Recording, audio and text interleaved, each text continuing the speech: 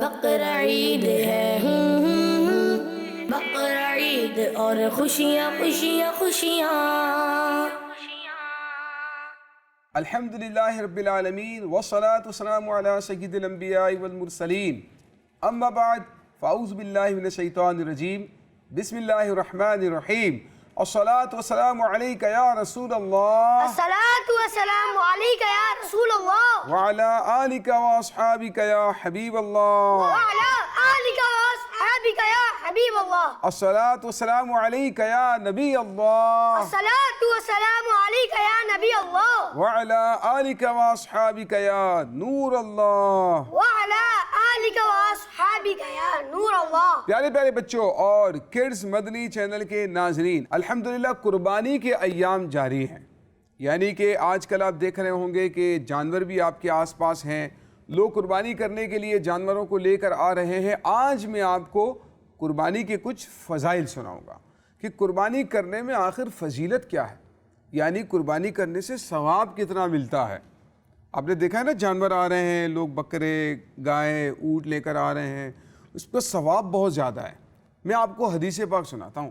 ہمارے پیارے آقا صلی اللہ تعالیٰ علیہ وآلہ وسلم کے فرمان کا مفہوم ہے کہ جو شخص قربانی کرتا ہے تو قربانی کرنے والے کو قربانی کا جو جانور ہے نا، اس کے ہر بال کے بدلے میں اللہ پاک ایک ایک نیکی عطا فرماتا ہے. سبحان اللہ. اور پیارے آقا صلی اللہ علیہ وآلہ وسلم نے اپنی بیٹی حضرت فاطمہ الزہرا رضی اللہ تعالیٰ عنہ سے فرمایا، اے فاطمہ اپنی قربانی پر حاضر ہوا کرو، کیونکہ قربانی کے جانور کے خون کا قطرہ زمین پر گرے گا، اللہ پاک تمہارے گناہوں کو معاف فرما دے گا. سبحان اللہ. تو پیارے پیارے بچوں، دیکھیں قربانی کرنے کے کتنے سارے فضائل ہیں، تو خوش دلی کے ساتھ قربانی کرنی چاہیے. اس کے بہت سارے فضائل و برکات نصیب ہوتے ہیں. ایک اور فرمان مصطفیٰ صلی اللہ تعالیٰ علیہ وآلہ وسلم ہے کہ قربانی والے دن اللہ کے نزدیک قربانی سے زیادہ کوئی عمل بھی قابل قبول نہیں ہے.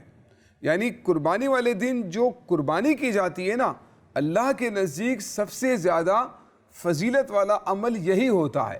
اور اس کے علاوہ ہمارے اور بھی بزرگان دین نے اس کی فضیلتوں کو بیان کیا ہے، یعنی کہ قربانی کی فضیلتوں کو بیان کیا ہے، جس سے ہمارا اور حوصلہ بڑھتا ہے، ہمیں اس کی اور ترغیب ملتی ہے کہ ہمیں قربانی خوشدلی کے ساتھ اللہ کی رضا کے لیے کرنی چاہیے. چنانچہ ایک بزرگ فرماتے ہیں کہ جو قربانی کا جانور ہے، قیامت کے دن وہ جو قربانی کرنے والا ہے نا، اس کے ترازو میں رکھا جائے گا، جس کی وجہ سے اس کی نیکیوں کا جو وزن ہے بہت زیادہ بڑھ جائے گا، جس کی وجہ سے اس کی نیکیوں کا وزن بھاری ہو جائے گا.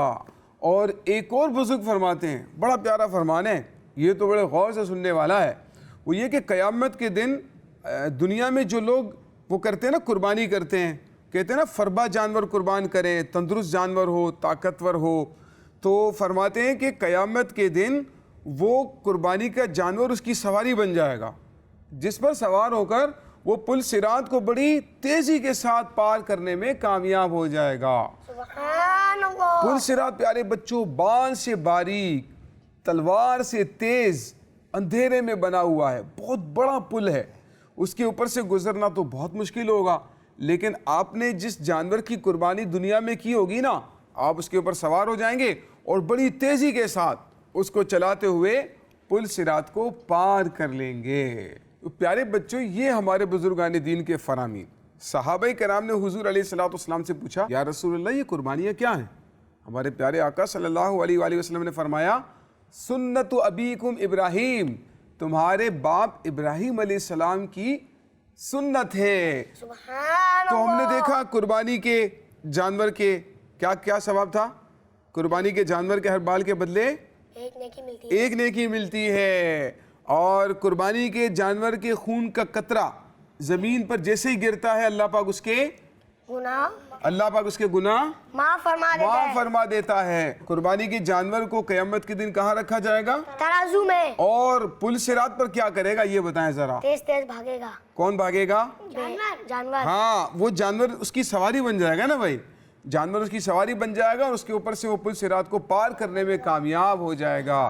تو پیارے پیارے بچوں، اللہ پاک ہمیں اپنی رضا کے لیے قربانی کرنے کی توفیق عطا فرمائے. آمین بجاہ نبی الامین صلی اللہ تعالی علیہ وآلہ وسلم. صلو علی الحبیب صلی اللہ تعالی علی محمد صلی اللہ علیہ وسلم. بقرہ عید ہے بقرہ عید اور خوشیاں خوشیاں خوشیاں. پیارے پیارے یہ سلسلے دیکھ کے سب کے دل کھلے. مدنی چینل آ گیا بچوں کا آ گیا بچوں کا مدنی چینل